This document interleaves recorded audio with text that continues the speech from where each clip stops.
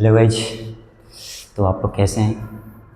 तो अगर अच्छे हैं तो आप चलिए क्या करते हैं, पढ़ते हैं क्या। क्लास 10th की केमिस्ट्री, में हम लोग क्या पढ़ रहे थे? धातु अधातु। क्या पढ़ रहे थे? धातु अधातु। जिसमें हमने धातु का अध्ययन किया कि धातुएँ होती क्या हैं। उसके बाद हमने अधातु पढ़ा और अधातु के भौतिक गुणधर्म, और उसी तरह धातुओं के भी भौतिक गुणधर्म, फिर धातुओं के रासायनिक गुणधर्म, उसके बाद अधातुओं के भी रासायनिक गुणधर्म। फिर उसके बाद हमने पढ़ा अधातु अधातु जब रासायनिक अभिक्रिया करती हैं तो क्या बनता है।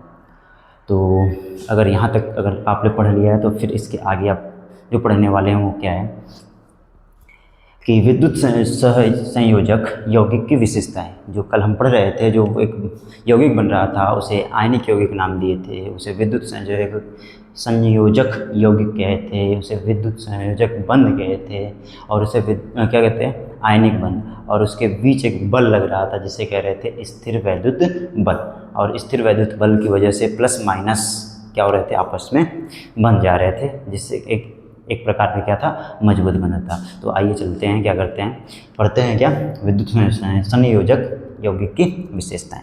इसमें पहला पढ़ना है क्रिस्टल की प्रकृति। इसमें पहला जो पढ़ना है वो क्या पढ़ना है, क्रिस्टल की प्रकृति। जो विद्युत संयोजक होते हैं, यौगिक होते हैं, वो क्रिस्टल ही होते हैं। क्रिस्टल की प्रकृति, क्रिस्टल की प्रकृति। इसमें क्रिस्टलीय का गुण पाया जाता है, इसलिए पाया जाता है क्योंकि इनके बीच जो बंध बनता है ना बहुत मजबूती से बनता है। मतलब धनायन और ऋणायन के बीच जो बंध होता है स्थिर वैद्युत बल के कारण क्या होता है, मजबूत होता है। मजबूत होने की वजह से इनके जो कण होते हैं वो क्या होते हैं, पास पास होते हैं। पास पास होने की वजह से इनमें एक प्रकार का ऐसा बंध पाया जाता है कि जो इसकी जो संरचना को एक क्या करता है, क्रम से व्यवस्थित कर देता है, और व्यवस्थित क्रम की वजह से इसमें एक क्रिस्टलीय का गुण पाया जाता है। तो आइए लिखते हैं क्या लिखते हैं कि आयनिक या विद्युत संयोजक यौगिक। इसमें लिखते हैं कि आयनिक या विद्युत संयोजी यौगिक, विद्युत संयोजी यौगिक धनावेशित तथा ऋणावेशित आयनों के, धनावेशित तथा ऋणावेशित, धनावेशित तथा ऋणावेशित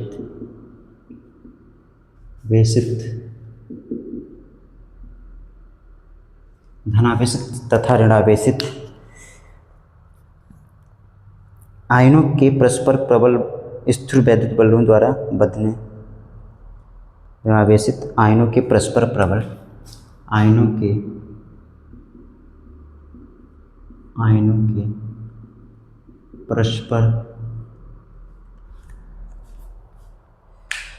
परस्पर प्रबल स्थिर वैद्युत आकर्षण, परस्पर प्रबल वैद्युत आकर्षण, प्रबल वैद्युत आकर्षण बलों द्वारा बंधने पर, बलों द्वारा बंधने पर, बलों द्वारा बंधने पर निर्मित होते हैं, बलों द्वारा बंधने पर निर्मित होते हैं, जिस कारण ये एक निश्चित क्रम में व्यवस्थित होते हैं, जिस कारण ये एक निश्चित क्रम में व्यवस्थित होते हैं,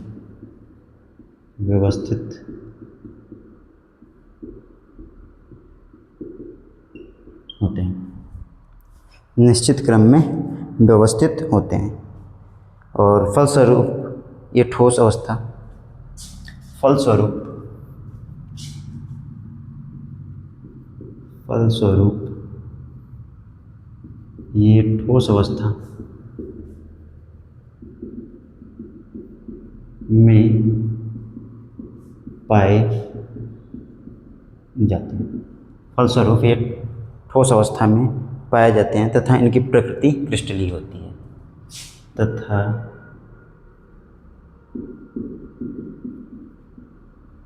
इनकी प्रकृति क्रिस्टलीय होती है। क्रिस्टलीय होती है।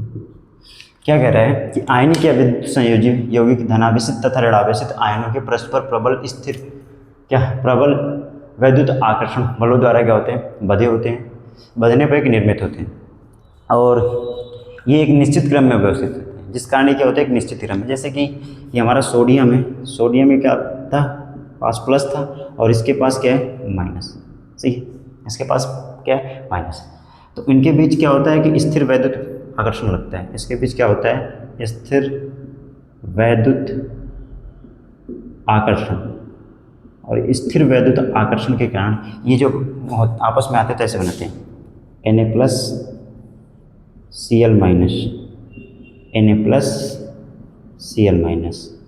Na+Cl-, और इनका एक क्रम हो जाता है और इस क्रम की वजह से ये क्या होते हैं, इनके बीच पहले तो अट्रैक्शन कम हो गया, हमारे कह रहे हैं ज़्यादा हो गया, मतलब बंध गए। बंधने के बाद फिर ये एक निश्चित क्रम में व्यवस्थित हुए और ये जो क्रिस्टल होते हैं कैसे होते हैं, ठोस पाए जाते हैं। ठोस पाए जाने की वजह से क्या होते हैं, इनको क्रिस्टल कहते हैं, क्रिस्टलीय ठोस कहते हैं। ठोस पाए जाने की वजह से कहते हैं क्या, क्रिस्टलीय ठोस। तो समझ में आ गया कि इनमें जो क्रिस्टलीय प्रकृति होती है ये आयनिक बंध के कारण होती है। इसके बंध की वजह से क्या होते हैं, आपस में बंधे होते हैं।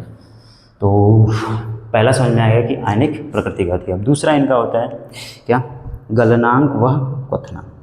दूसरा जो है इसकी यौगिक की जो विशेषता है गलनांक व क्वथनांक।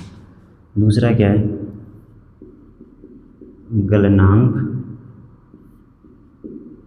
एवं क्वथनांक। गलनांक एवं जो आयनिक यौगिक होते हैं, आयनिक यौगिकों में ना क्या होता है कि आयनिक बंध पाए जाते हैं और आयनिक बंध किसकी वजह से बनते हैं, स्थिर वैद्युत बल के वजह से। और स्थिर वैद्युत बल क्या होता है, इतना मजबूत होता है कि उनके बीच जो बंध है अगर उसको तापमान दिया जाए तो तापमान की वजह से वो क्या हो सकता है कि टूट नहीं सकता, मतलब बहुत ज़्यादा तापमान देना पड़ेगा। तो बहुत ज़्यादा तापमान देना पड़ेगा मतलब बल क्या है, मजबूत से बंधा हुआ है। अगर बहुत ज़्यादा हम तापमान दे रहे हैं तो तापमान देने में जो बंध बंधा हुआ है उसको तोड़ने में समय लगेगा। अगर समय लगेगा तो इसलिए क्या कहते हैं कि ये इनके जो गलनांक होते हैं उसे कहते हैं उच्च होते हैं। जब गलनांक उच्च होंगे तो पहले तो गलेंगे, फिर गलने के बाद फिर वाष्पित होंगे, तो वाष्पित होने के लिए क्या कहते हैं क्वथनांक। तो मतलब कि इनके जो गलनांक और क्वथनांक होते हैं वो किससे, आयनिक बंध के द्वारा क्या होते हैं मजबूत होते हैं। जैसे कि NaCl, अब इसके बीच एक बंध बना हुआ है। अगर हम ये ठोस अवस्था में है तो पहले क्या करेंगे, अगर इस पर तापमान दे रहे हैं, तापमान देने के बाद क्या होगा कि इनके जो बंध हैं ये पहले तो इतने मजबूत हैं कि इनको तोड़ने के लिए हमको क्या चाहिए, अधिक ऊर्जा। कितनी क्या चाहिए, अधिक ऊर्जा। अगर अधिक ऊर्जा देंगे तो हमारा तापमान क्या होगा, उच्च होगा। हमारा तापमान क्या होगा, उच्च होगा। तो जो आयनिक यौगिक होते हैं, आयनिक यौगिकों का जो गलनांक व क्वथनांक होते हैं वो क्या होते हैं, उच्च होते हैं। ऐसा क्यों होता है, क्योंकि इनके बीच स्थिर वैद्युत बल या स्थिर वैद्युत आकर्षण होता है, या इसे कह सकते हैं आयनिक बंध या आयनिक आकर्षण। तो इसमें लिखते हैं, क्या लिखते हैं कि प्रबल स्थिर वैद्युत आकर्षण बलों, लिखते हैं क्या, प्रबल स्थिर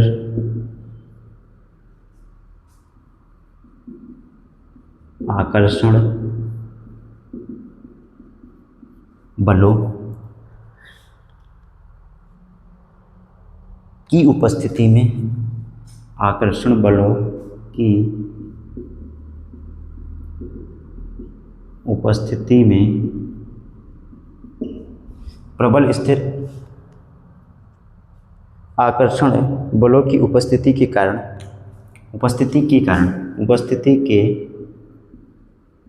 कारण इनका गलनांक और क्वथनांक क्या होता है? उच्च होता है। इनका गलनांक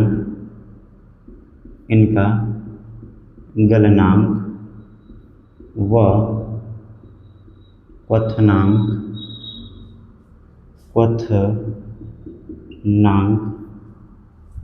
क्या होता है? उच्च होते हैं। गलनांक व क्वथनांक उच्च होते हैं, समझे? क्योंकि इन बलों को तोड़ने हेतु अधिक ऊर्जा देने की आवश्यकता होती है। क्योंकि इन बलों को तोड़ने हेतु हमको क्या करना पड़ता है? अधिक ऊर्जा देनी पड़ती है। क्योंकि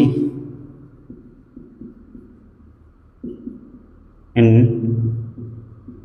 बलों को तोड़ने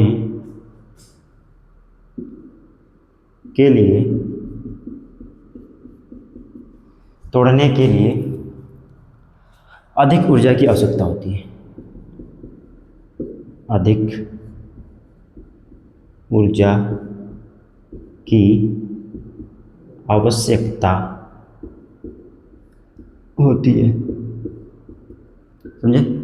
कि इनके बलों को तोड़ने के लिए, जैसे नहीं बताया था कि ये दोनों क्या होते हैं? मॉलिक्यूल्स। मान लेते हैं जो मॉलिक्यूल्स हैं, इस मॉलिक्यूल्स के बीच जो क्या है? बल है। ये बल के द्वारा तो ये आपस में चिपके होते हैं। तो इस बल को अगर हम तोड़े, पहले तो इन बलों को तोड़ने के लिए इनको दूर करना पड़ेगा। तो दूर करने में जो हमको देना पड़ेगा क्या होगा? जो तापमान देना पड़ेगा वो बहुत क्या होगा? मजबूत होगा। ये कहते हैं कि अगर दो व्यक्ति की अगर दोस्ती एकदम मजबूत है तो उसको तोड़ने के लिए हमको बहुत प्लान करना पड़ता है। उसी तरह जब ठोस, जो आयनिक ठोस होता है, जब उसको देखा गया तो वो उसकी जो दूरी है, इसके जो बीच बल लग रहा है बहुत मजबूत है। अगर बहुत मजबूत है तो हमको बहुत ज़्यादा तापमान देना पड़ेगा। अगर ज़्यादा तापमान देंगे तभी तो ये दूर होंगे। दूर होने के लिए हमको ज़्यादा तापमान देना पड़ेगा। इसलिए इनको कहा जाता है, क्योंकि इन बलों को तोड़ने के लिए हमको अधिक ऊर्जा, मतलब यहाँ पे अधिक ऊर्जा देनी पड़ेगी। इसलिए इनके जो गलनांक व क्वथनांक होते हैं वो क्या होते हैं? उच्च होते हैं। इनके जो गलनांक व क्वथनांक होते हैं वो क्या होते हैं? उच्च होते हैं। तो समझ में, इनके जो गलनांक व क्वथनांक होते हैं उच्च क्यों होते हैं? उसके बाद इनकी विलेयता। अब तीसरा जो पॉइंट है, जो विशेषता इनकी है, इनकी विलेयता। मतलब ये विलेयता मतलब समझ आ रहा है? घुलना, ऐसे कह सकते हैं, घुलना। तो आगे जो लिखते हैं हम क्या लिखते हैं? आगे देखते हैं क्या इनकी विलेयता। मतलब कि जो आयनिक यौगिक हैं, इसे आयनिक यौगिक भी कह सकते हैं या विद्युत संयोजक यौगिक। तो इनकी विलेयता पर क्या प्रभाव पड़ता है? विलेयता मतलब घुलना। अगर हम देखें NaCl को, तो अगर NaCl को देखा जाए तो क्या है? एक पॉजिटिव, एक नेगेटिव, एक पॉजिटिव, एक नेगेटिव, एक पॉजिटिव, एक नेगेटिव, पॉजिटिव, ऐसे करके बना होता है। Positive negative, positive negative. अब इसके लिए यहाँ आ जाएगा negative positive, negative positive, negative. कैसे होगा? देख लो कैसे होगा कि नहीं। ये चिपके होते हैं आपस में, ये ऐसे चिपके होते हैं।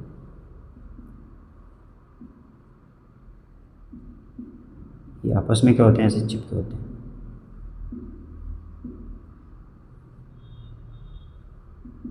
देख लेते हैं आपस में क्या होते हैं? चिपके हुए हैं ऐसे।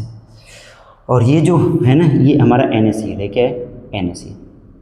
सही। जब इसको जल में घोले, क्या कि जल में घोले, तो जल में घोलेंगे तो जल के में भी क्या होता है? पॉजिटिव और नेगेटिव होता है।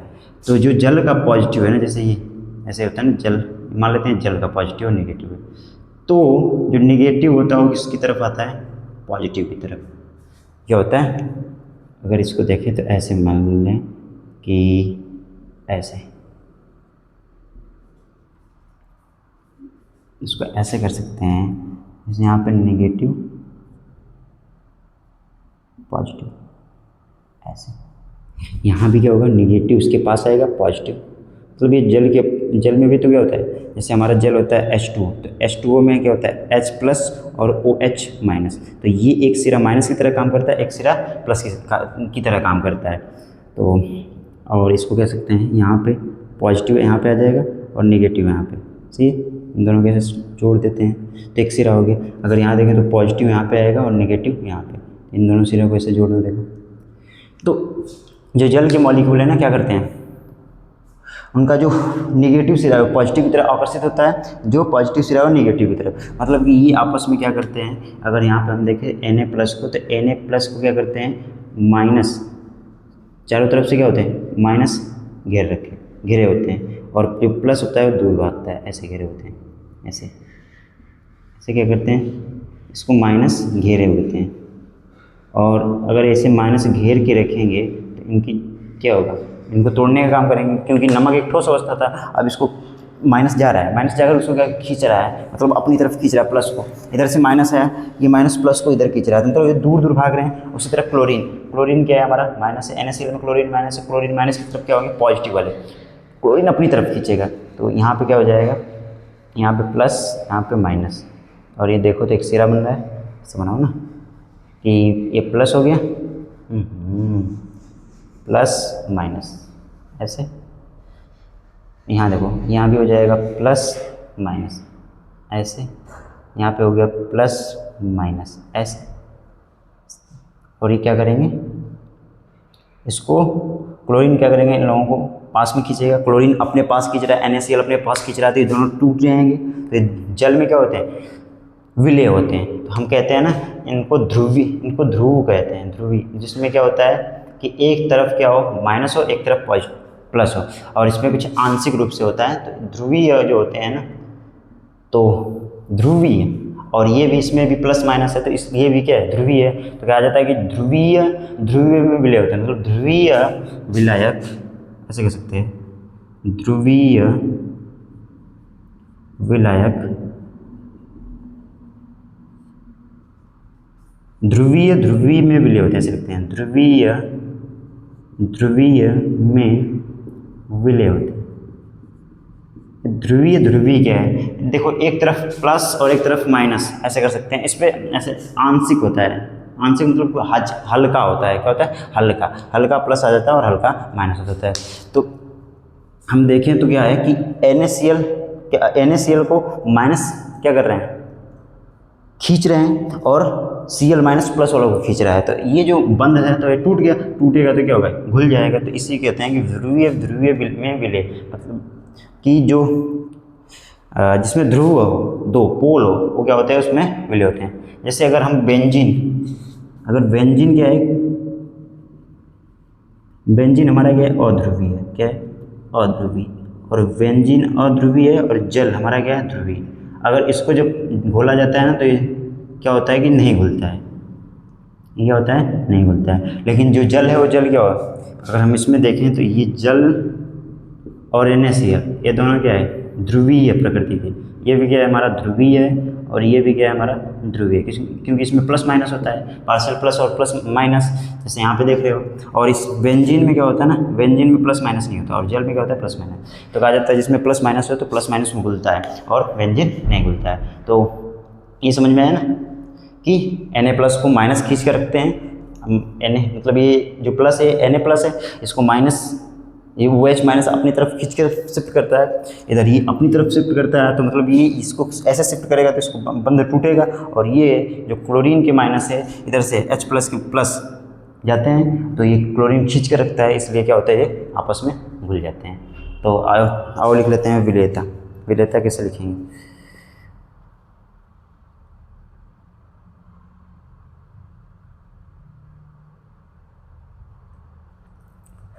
इसको लिख लो यहाँ से,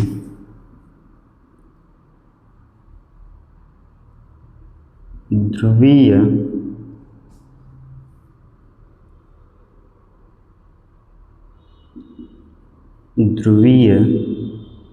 में विलेय होते हैं, ध्रुवीय में विलय होते हैं,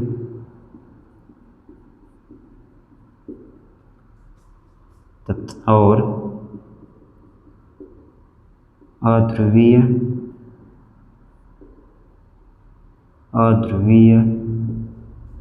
में विलय होते हैं।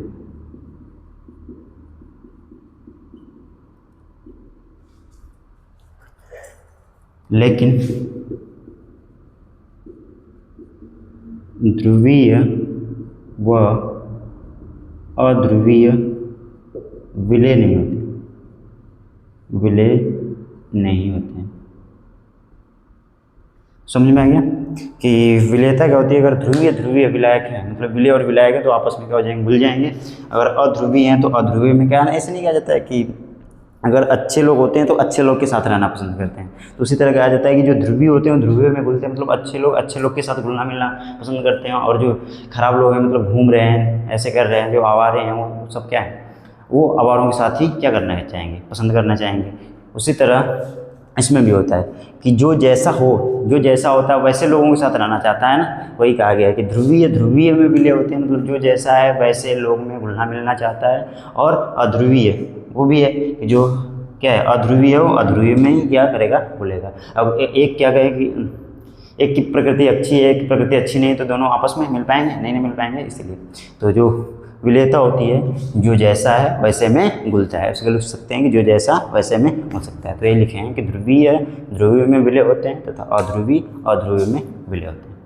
तो यहाँ तक समझ में आया तो इसका स्क्रीनशॉट लीजिए। इसके बाद हम अब चलते हैं क्या?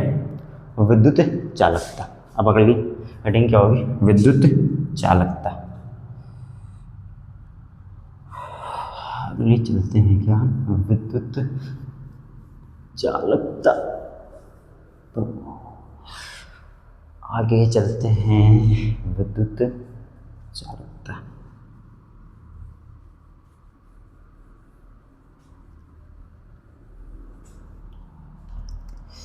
तो आगे लिखिए विद्युत चालकता। क्या लिखिए?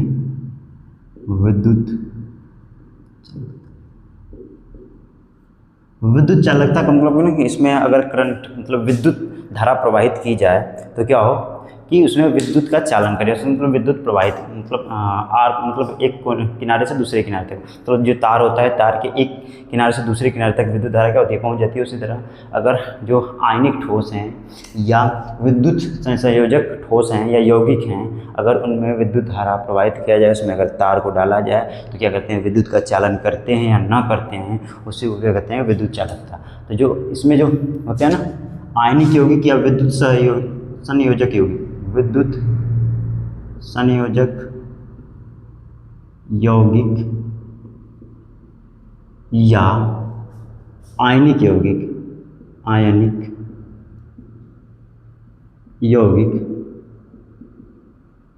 विद्युत संयोजक यौगिक या आयनिक यौगिक ठोस अवस्था में विद्युत का चालन नहीं करते। ठोस अवस्था में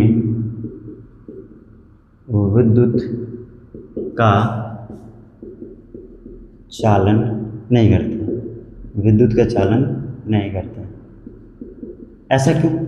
क्योंकि देखो जो ठोस होते हैं ना, उस ठोस जो होंगे, मान लो कि अभी ठोस है तो ये ठोस आपस में चिपके हुए हैं, मतलब NaCl को अगर ऐसे कहा जाए तो NaCl क्या है? ऐसे चिपका हुआ है। तो अब इसमें कोई प्लस माइनस दिख रहा है? कोई इसमें प्लस माइनस दिख रहा है? देखो विद्युत धारा चलने के लिए उसमें क्या है? एक तो पॉजिटिव चार्ज होना चाहिए, एक नेगेटिव चार्ज होना चाहिए। अगर एक नेगेटिव पॉजिटिव रहेगा तभी तो विद्युत धारा प्रवाहित हो सकती है। लेकिन इसमें क्या होता है कि इसमें कोई चार्ज नहीं होता, मतलब इस ठोस अवस्था में तो NaCl ऐसे ठोस अवस्था में होता है, इसलिए विद्युत संयोजक यौगिक में आयनिक यौगिक है या विद्युत संयोजक यौगिक हैं या तो आयनिक यौगिक हैं, ये ठोस अवस्था में ना क्या करते हैं? विद्युत का चालन नहीं करते हैं, तो इसमें विद्युत धारा नहीं प्रवाहित की है। जैसे कि हमने एक नमक का डिब्बा ले लिया, उस नमक इसमें NaCl भरा हुआ है और क्या किया कि इसमें बिजली का तार कर दिया, इसमें ऐसे बिजली का तार लगा दिए दोनों तरफ से ऐसे करके, तो क्या होगा? इसमें विद्युत का चालन नहीं होगा, विद्युत का चालन नहीं होगा।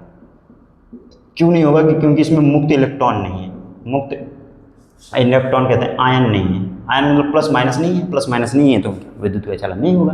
अगर हम कहें कि इसे गलित, इसको गला दें, अगर ये हमारा NaCl कैसा है, अगर ये हमारा जो NaCl है अगर ये जलीय है या क्या है गलित अवस्था में, इसको गला दें तो गलाने के बाद क्या होगा? इसमें Na और Na प्लस और Cl माइनस, मतलब इसमें हम जैसे दो तार लगाएं, अगर दो तार ऐसे करके ऐसे दो तार जोड़ें तो इसमें क्या होगा? विद्युत का चालन होगा। इसमें क्या होगा?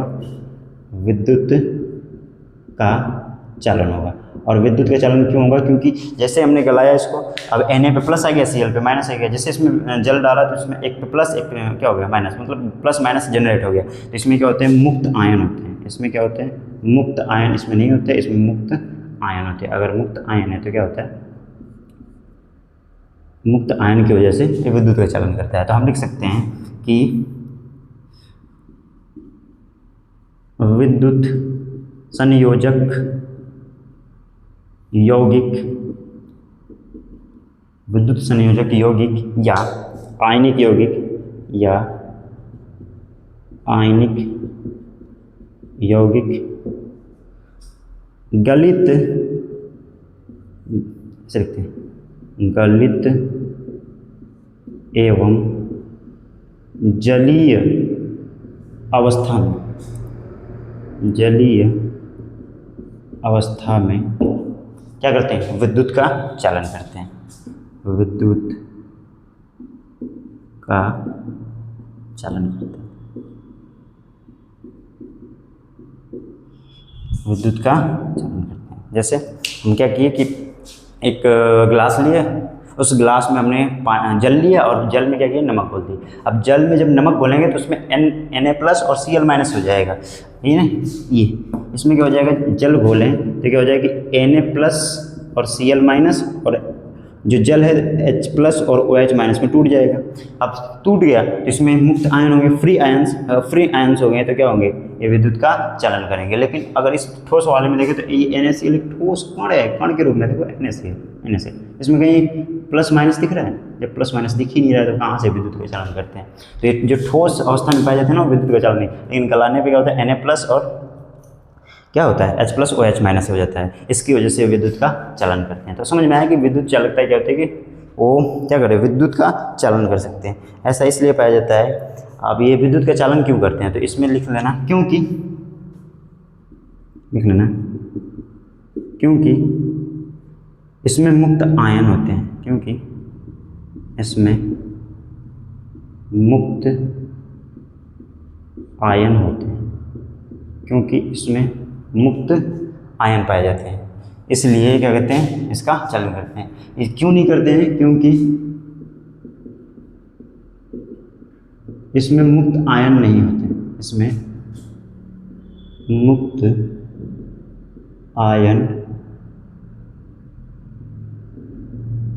नहीं होते। ठीक, समझ में आ गया? किसमें मुक्त आयन नहीं होते, इसलिए क्या करते हैं? विद्युत का चालन नहीं करते हैं। तो